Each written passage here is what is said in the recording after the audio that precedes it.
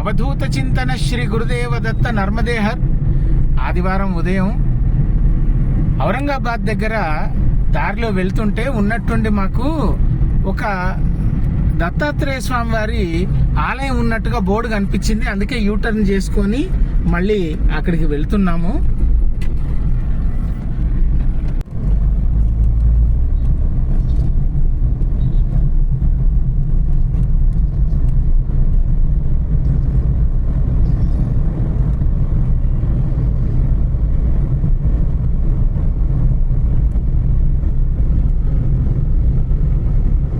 శ్రీ దత్తకుండ మందిర్ ఇగో ఇక్కడ ఉంది చూడండి మీరు.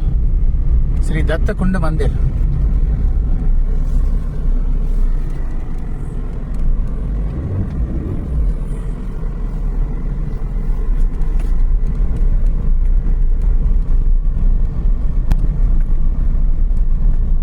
చాలా సనాతనం లాగా కనబడుతుంది. ఇప్పటిదైతే కాదు. దత్తాత్రేయ స్వామి వారి భూమి మీద ఎక్కడైనా సంచరించవచ్చు.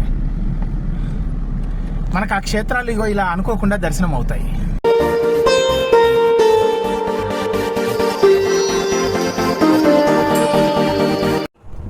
అనుకోకుండా ఎలాంటి దర్శనాలు అవుతాయి చూడండి. ఈ అడవిలో హైవే పక్కన చాలా చక్కటి దత్తక్షేత్రం చూడండి మీరు. ముందుగా గణపతి దర్శనం చేద్దాం, దత్త దర్శనం కూడా చేద్దాం. మూషికం చాలా ముద్దుగా ఉన్నారు. చూడండి మూషికం ఎంత ముద్దుగా ఉన్నారు, ఎలా కూర్చొని ఉన్నారు. చాలా ప్రశాంత వాతావరణం.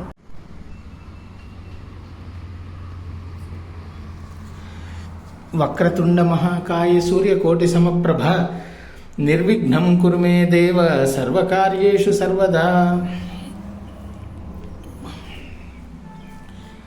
శ్రీ మహాగణాధిపతయే నమః.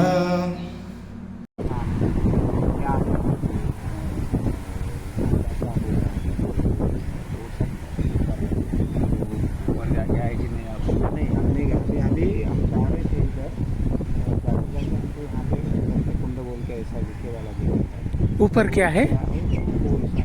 दत्त मंदिर ही है ऊपर। और वहाँ से जो आपको सूर्य जो शाम को डूबता है, हाँ, तो जो सूर्य निकलता ना, हाँ, उससे डबल दिखेगा वहाँ से। तो पॉइंट है वहाँ पे, वहाँ से लोग देखने को जाते। वहाँ पे दत्त मंदिर है क्या? और एक बड़ा मंदिर है। कैसा जाना कैसा? इधर से आपको 9 किलोमीटर पड़ेगा। हाँ, दौलताबाद जाना पड़ेगा। हाँ, बेरूल आएगा पहले। हाँ, बेरूल। बारवा जो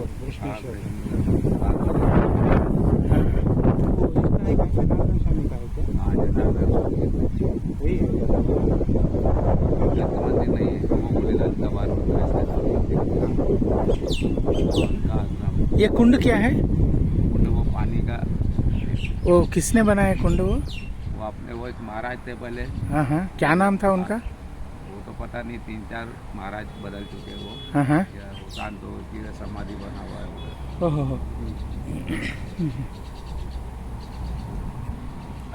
अभी यहाँ कौन आप ही देखते? आपका नाम?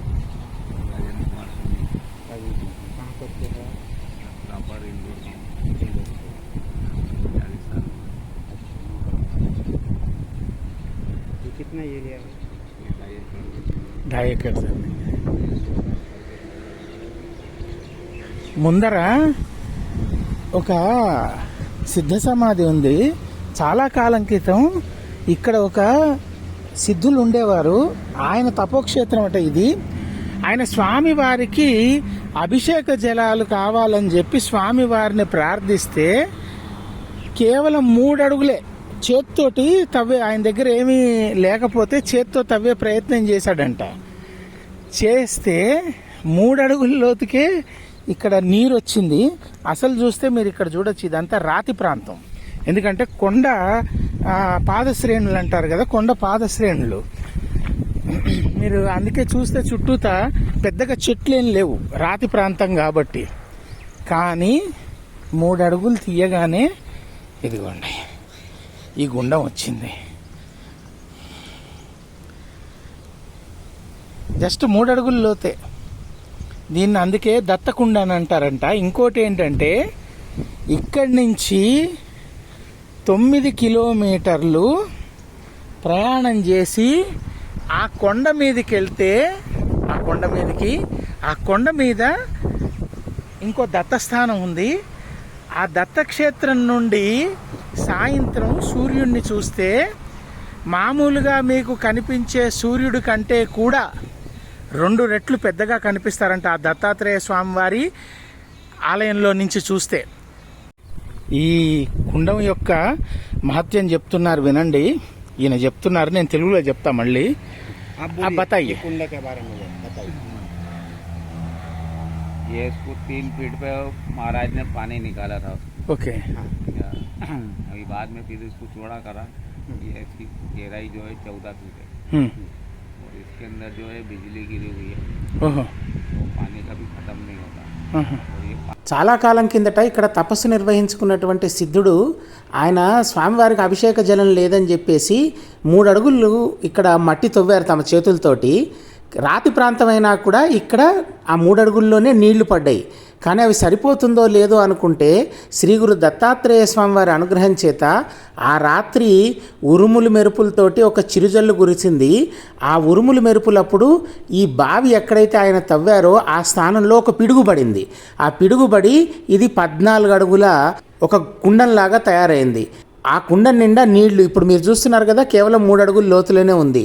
ఈ చుట్టుపక్కల 50 గ్రామాల్లో బావుల్లో నీరింకిపోయినా ఇక్కడ మటుకు ఎప్పుడు నీళ్లు ఉంటాయి. ఎక్కడెక్కడి నుంచో దూర దూర గ్రామాలు కూడా వచ్చి ఇక్కడి నుంచి ఎండాకాలంలో మంచినీళ్ళు తీసుకెళ్తారు. ఇక్కడికి ఎదురుకుండా ఉన్న దేవగిరి కొండ మీద ఉన్న దత్తాత్రేయ స్వామి వారి ఆ పాదశ్రేణుల నుంచి దీని నీటి ఊట వస్తుందని ఈయన చెప్తున్నారు.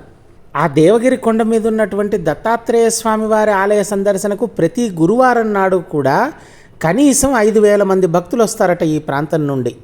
ఇక్కడ ఈయన ఇంకో విషయం కూడా చెప్పారు. దూరంగా అక్కడ ఆ చెట్టు కనబడుతోంది కదా, అక్కడ స్వామివారు నిత్యము కూడా ఇక్కడ ఎవరైతే యోగి పుంగవులు ఉండేవారో ఆయన తపస్సు నిర్వహించుకునేవారట. కొద్ది కాలం కిందట కొంతమంది ఎవరో బృందము చాలామంది వచ్చి అక్కడ కూర్చున్నారట దాని కింద ఏం జరిగిందో ఇప్పుడు చెప్తాను, వినండి. हवा में सुबह से शाम तक बैठता हूँ। ఆ ఎదురుకుండా వటవృక్షం కనబడుతోంది కదా, ఆ వటవృక్షం కింద ఒకసారి ఎవరో ఒక పెద్ద బృందం వచ్చి దాని కింద కూర్చున్నారంట. అయితే మరి అక్కడ వాళ్ళు ఏం చేశారో తెలీదు. అది చూస్తే మరి దేవతా వృక్షం లాగా ఉంది, తపోస్థానం లాగా ఉంది. మొత్తం ఆ బృందం భూమిలోకి వెళ్ళిపోయిందంట. అది చిన్న ఆలయం, చాలా చిన్నది, గర్భగుడి వరకే ఉంది.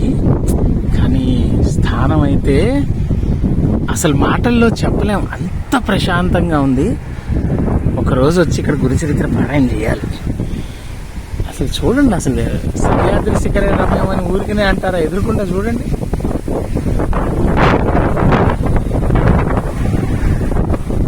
సరే, ఇలాంటి వాతావరణం ఎక్కడ దొరుకుతుంది? ఇందులో దత్తుడు ఇంతకంటే కావాలా?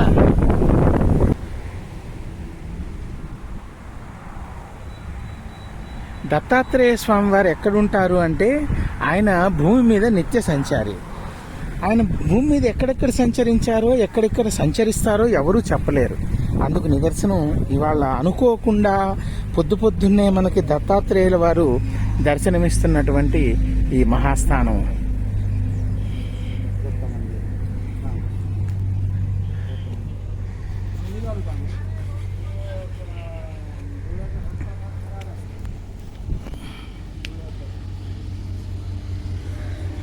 అనసూయాత్రి సంభూతో దత్తాత్రేయో దిగంబరః స్మర్తృగామి స్వభక్తానాం ఉద్ధర్తా భవ సంకటాత్. ఓం ద్రాం దత్తాత్రేయాయ నమో నమః.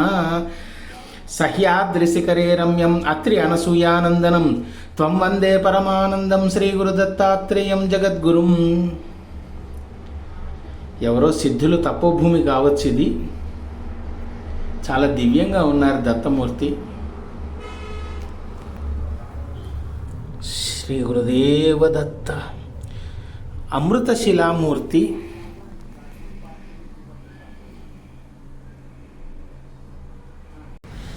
అసలు వాతావరణం చూడండి, ఇక్కడికి వచ్చి గురుచరిత్ర పారాయణ చేస్తే మామూలుగా ఉండదు, ఇదైతే గ్యారంటీ. ఇది కరోడి అనే గ్రామం సరిహద్దుల్లో ఔరంగాబాద్ నుండి గ్రీష్మేశ్వర్ ఎల్లోరా గుహలకు వెళ్ళే మార్గంలో ఉంది. ఎంత చక్కటి దేవస్థానం అంటే అసలు మాటల్లో చెప్పలేము.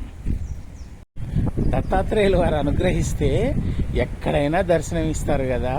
లేకపోతే హైవేలో 80 స్పీడ్లో కొట్టుకెళ్ళిపోతుంటే సడన్గా దత్తకొండ మందిర్ అని ఉంటే ఏంటబ్బా అని చెప్పి మళ్ళీ యూటర్న్ చేసుకొని వస్తే ఇంత చక్కటి స్థానంలో సహ్యాద్రి శిఖరాల్లో చక్కగా దర్శనం ఇచ్చారు స్వామివారు. ఇది కదా వారి అనుగ్రహం అంటే. అవధూత చింతన శ్రీ గురుదేవ దత్త నర్మదేహర్. ఇంకొక దత్తక్షేత్రంకి వెళ్తున్నాము, మహాదత్తక్షేత్రం. 2 ఏళ్ల రీసెర్చ్ తర్వాత అక్కడికి వెళ్ళడం జరుగుతోంది. అక్కడికి వెళ్ళిన తర్వాత అక్కడ విషయాలు నేను మీకు చెప్పిన తర్వాత మీరందరూ కూడా ఆశ్చర్యపోతారు. అంతేకాదు కొన్ని విషయాలు ఈ రోజుతో తేటతెల్లం అయిపోతే అందరికీ కూడా, ప్రపంచం మొత్తం కూడా తేటతెల్లం అయిపోతుంది భారతదేశం అంటే ఏంటో. ఆ క్షేత్రం వీడియోలో కలుసుకుందాం. అంతవరకు దత్తనామం జపిస్తూ ఉండండి, దత్తానుగ్రహం పొందుతూ ఉండండి. అవధూత చింతన శ్రీ గురుదేవ దత్త.